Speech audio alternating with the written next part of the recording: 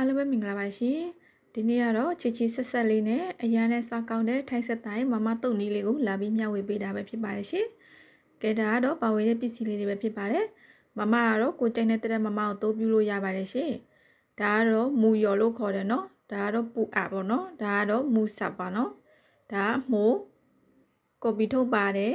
နနံပင်2မျိုးပါတယ်နော်တရုတ်နနံပင်ပါခင်းချစ်တီကျက်တော်နီတပြာတီငရုတ်တီဒါတော့ပါဝေအတုတ်ရတဲ့ပါဝေတဲ့ပစ္စည်းလေးပဲဖြစ်ပါတယ်နံပြားပါတယ်တကြားက2မျိုးစလုံးပါပါတယ်ရှင်နော်ထညက်ရောတကြရွရွတကြားရောပါတယ်နော်ကဲပါဝေတဲ့ပစ္စည်းလေးတွေကိုလှီးကြရအောင်နော်ကော်ပီထုတ်ကိုလှီးထားပေးမယ်ကျက်တော်နီကိုလည်းလှီးထားပေးပါမယ်ခင်းချစ်တီကိုလှီးထားပေးမယ်ခင်းချစ်တီအသေးမကြက်ရင်အကြီးတုံးလို့ရပါတယ်ရှင်ဒါကတော့တရုတ်နံနံလှီးထားပေးပါမယ်ဒါကတော့ရန်နံနံလှီးထားပေးမယ်တံပြာတီလှီးထားပေးပါမယ်ရှင်ဒါကတော့မူယော်လို့ခေါ်တဲ့ဝက်သားအပြာပေါ့နော်ဝက်သားအလုံးပေါ့နော်အဲ့ဒါထည့်ပေးပါမယ်မကြိုက်ရင်ထည့်စရာမလိုပါဘူးရှင်နော်ကဲကြိတ်ထားတဲ့ငရုတ်တီလေးစစ်တစ်ဖြစ်ပြီးပြုတ်ထားတဲ့ဝက်သားတွေအသီးရွက်တွေအကုန်လုံးစစ်တစ်ဖြစ်ပြီးဆိုလို့ရှိရင်ကဲအတုံးမဲ့အကြီးကိုဆက်ကြရအောင်နော်အရင်တံပြာတီကိုအရင်ညှစ်ထည့်ပေးပါလေရှင်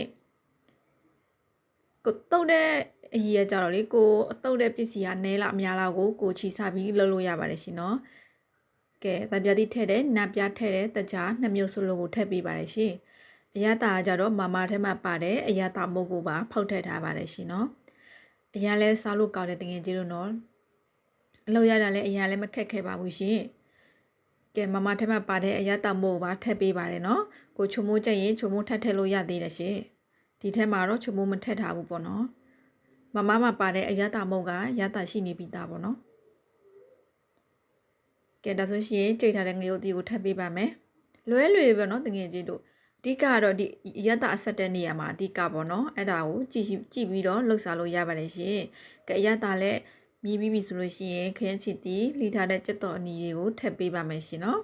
ကဲပြုတ်ထားတဲ့မှုတွေပါထပ်ပေးတယ်ခုနကလှီထားတဲ့နနပင်2မျိုးစလုံးကိုလည်းထပ်ပေးလိုက်ပါတယ်ရှင်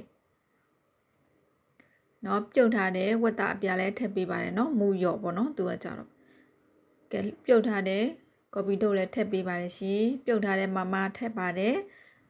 ကဲပြုတ်ထားတဲ့ဝက်သားအစင်းထားတာလည်းထည့်ပေးပါတယ်ရှင်နော်ကဲဒါဆိုလို့ရှိရင်မှွေလိုက်ပါဦးအိုဟိုအရန်ကိုမှစားကောက်တယ်နော်မမအတုတ်ထုတ်ဆိုလို့ရှိရင်ဒီနေထားလေးကိုကြည့်ပြီးတုပ်လို့ရပါတယ်ရှင်ကဲပြုတ်ထားတဲ့ပူအကိုထည့်ပေးပါတယ်ဒါကတော့ကနန်းဥချောလေးပေါ့နော်ကဲဒါကိုမိသားစုလိုက်တုတ်စားကြည့်တဲ့ငယ်ကြီးတို့ဝယ်စားတာနဲ့အရန်နဲ့မှလည်းကောင်းပါတယ်ရှင်နော်ဒီနေထားလေးဆိုရင်လောဝချစ်ဆက်ဆက်နဲ့အရသာအရန်ကောက်တဲ့မမအတုံလေးတစ်ပွဲကိုရရှိသွားတာပဲဖြစ်ပါတယ်ရှင်စားလို့လည်းအရန်ကောက်တယ်လို့အလုံးရတာလည်းအရန်လွယ်ကူပါတယ်ရှင်နော်ဒီနေရာမှာပဇော်လေးကြိုက်ရင်ပဇော်လေးထည့်လို့ရတယ်ရှင်နော်ကဲဒါဆိုလို့ရှိရင်ဒီဗီဒီယိုလေးကတော့ဒီလောက်ပါပဲရှင်အားလုံးပဲကျေးဇူးတင်ပါတယ်ရှင်